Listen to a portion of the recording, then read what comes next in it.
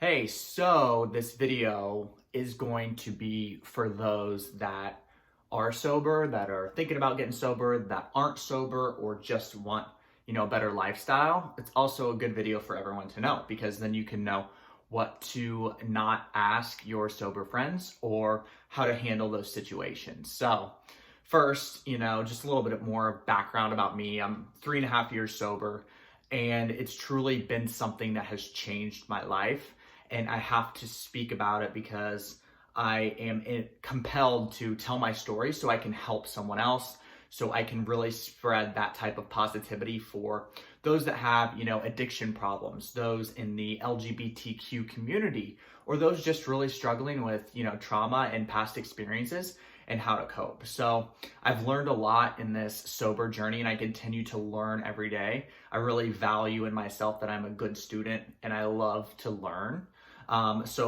With that said, make sure you subscribe to my blog, addictionofchoice.com, subscribe to this YouTube channel, and don't forget to hit the bell for notifications. So what the video we're going to do right now is going to be about is a Q&A that I've been asked, about the sober life, that lifestyle, and some questions that kind of really detail, people that maybe are newly sober or thinking about getting sober. They either have these types of questions or they ask their sober friends or, whatever the case may be, because, we get those a lot. And people ask just because I think a lot of them don't understand, and that is okay. So I'm here to help those who are sober or wanting to be sober, but also those who are just curious and they can come from then a place of more empathy, compassion, and understanding. So question number one, a super important one,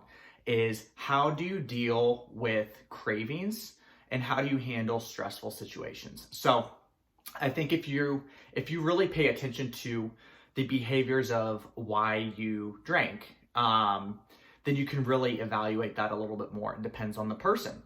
So when I deal with a craving, I make sure to either, if I'm in a situation that's causing me stress, I remove myself from the situation, then go do something that makes me happy.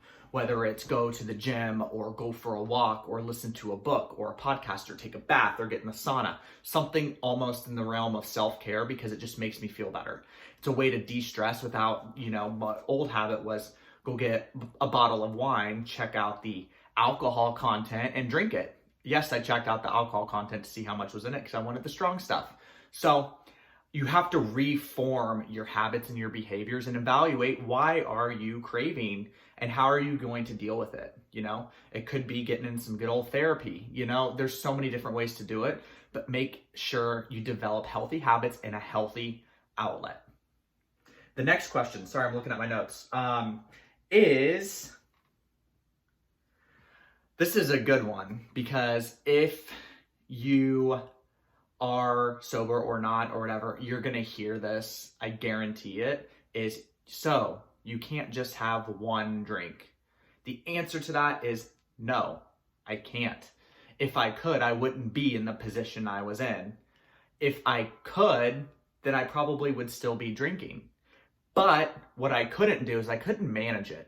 I couldn't have one drink, one sip, because it would lead to 1,000 more. I always tell people, I either have to have 0 drinks or 1,000.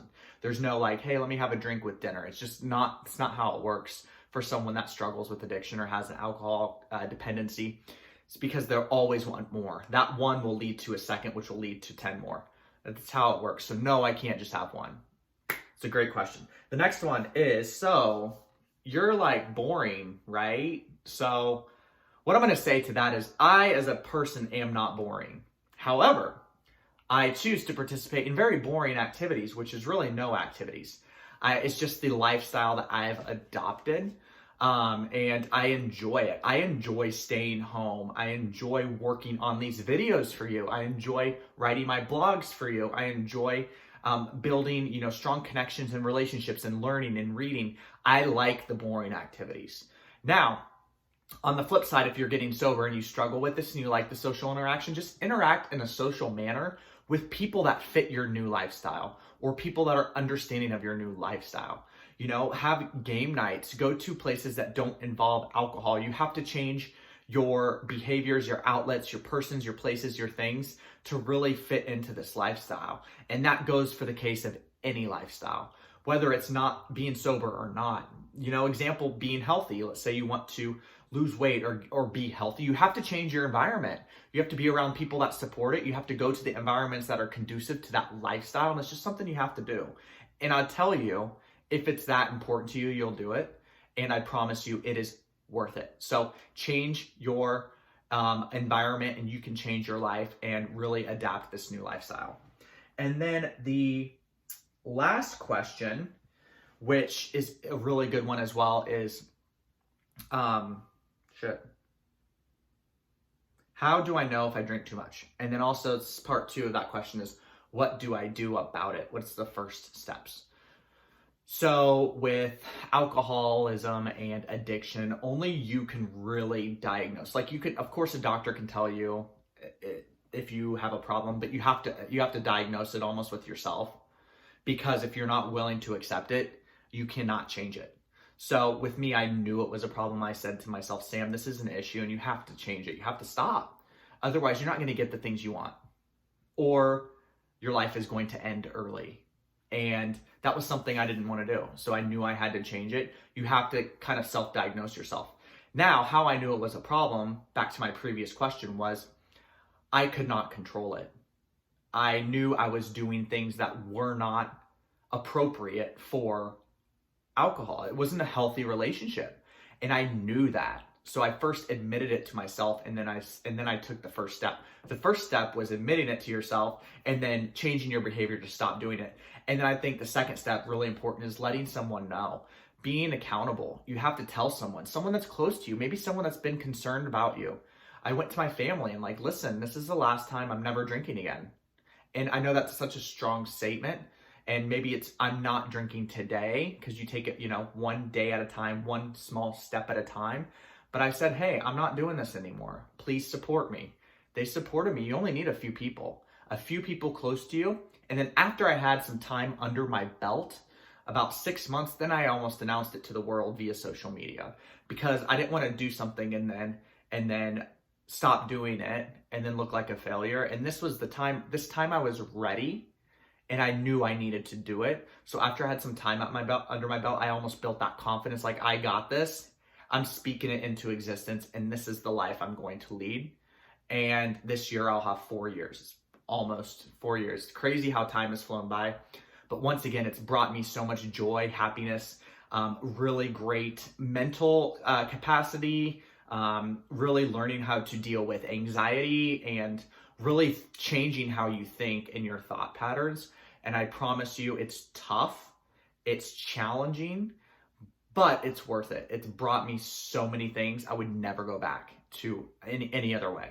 So those are, all the questions I have for tonight. I appreciate it. If you have any comments, suggestions, you can always email me at addictionofchoice.com, or addictionofchoice@gmail.com. Leave a comment in the comment sections. Don't forget, once again, to subscribe, and please let me know what you want to see. A little bit more background on myself. Not only am I sober, but I've had a lot of financial success. I'm really driven, motivated. I'm really into health, wellness, investing, paying off debt. I've done it all, and I'm here to help however I can change your perspective and change your life. So once again, thank you for watching. I look forward to talking more about the things that I love, and let's make it a great day. And yeah, don't forget to leave a comment.